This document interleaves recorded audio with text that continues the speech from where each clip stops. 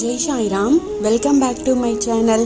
இன்றைக்கி இந்த பதிவில் நம்ம கோயிலுக்கு போகிறோம் இல்லையா, அங்கே பார்க்கும் நம்ம அந்த கர்ப்ப கிரகம் அந்த விக்கிரகம் பெரும்பாலும் கருங்கல்லால் செஞ்சுருப்பாங்க. அது ஏன் எல்லா கடவுளும் கருங்கல்லால் செஞ்சுருக்காங்க அப்படின்றத பற்றி தான் இந்த பதிவில் நான் ஷேர் பண்ண போகிறேன்.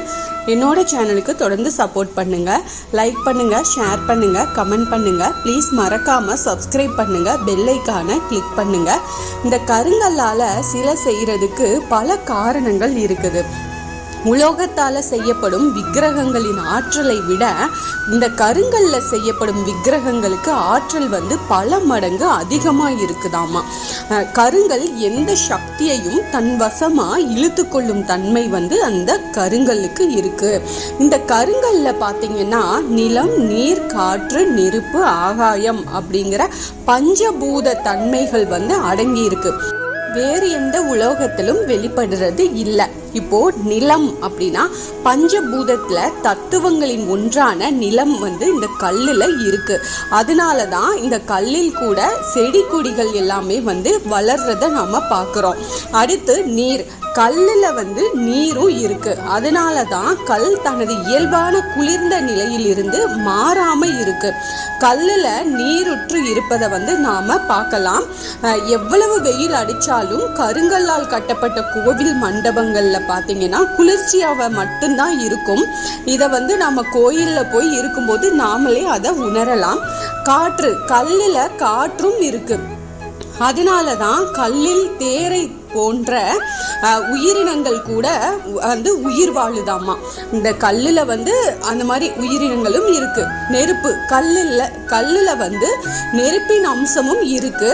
கற்களை உரசி தீப்பொறி பறக்கிறது இல்லையா, அதுவே ஒரு பெரிய சான்று தான்.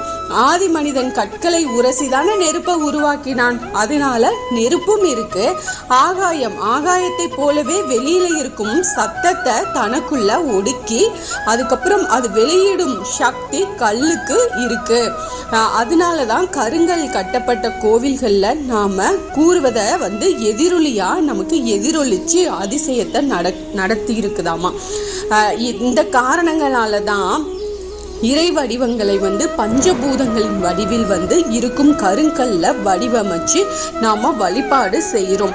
இதை ஆகம விதிகளின்படி கருங்கல்லால் கட்டப்பட்ட பழங்கால கோவில்களிலும் வேத ஆகம சிற்ப சாஸ்திர முறைப்படி யஸ்திர ஸ்தாபனம் செஞ்சு தெய்வ உருவங்களை கருங்கல் சிலையாக வடிச்சு தினமும் முறையாக பூஜை செய்து வரும் கோவில்களுக்கு பார்த்தீங்கன்னா நாம் சென்று தரிசனம் செய்யும் வேளையில நம் உடல்ல ஒரு சக்தி ஊடுருவி செல்லும். அது அனுபவபூர்வமா நாம கண்டிப்பா உணர முடியும். அந்த கோயிலுக்குள்ள இருக்கிற வைப்ரேஷனை நம்மனால ஃபீல் பண்ண முடியும். அதுக்கப்புறம் அபிஷேகம், அர்ச்சனை, ஆராதனை முறைப்படி செய்யும் போது ஒரு கோவிலின் பஞ்சபூதங்களின் நல்ல அதிர்வு தன்மை அதிகரிக்க செய்யுது. நாமும் அந்த கோவில்ல வணங்கும் போது நம்ம உடல்ல நல்ல அதிர்வுகள் உண்டாகி அதன் மூலம் நம்ம வாழ்க்கையில நல்ல பலன்கள் நமக்கு கிடைக்குது. இதனாலதான் நம் முன்னோர்கள் தெய்வ உருவங்களை கருங்கல் சிலைகள் கொண்டே உருவாக்கி இருக்கிறாங்க. இது மாதிரி பதிவுகள் நம்ம அடிப்படையான பதிவுகள் நம்ம தெரிஞ்சு வச்சுக்கிறது ரொம்ப நல்லது இல்லையா? அதனால கட்டாயம் இந்த பதிவை நீங்க தெரிஞ்சுக்கோங்க.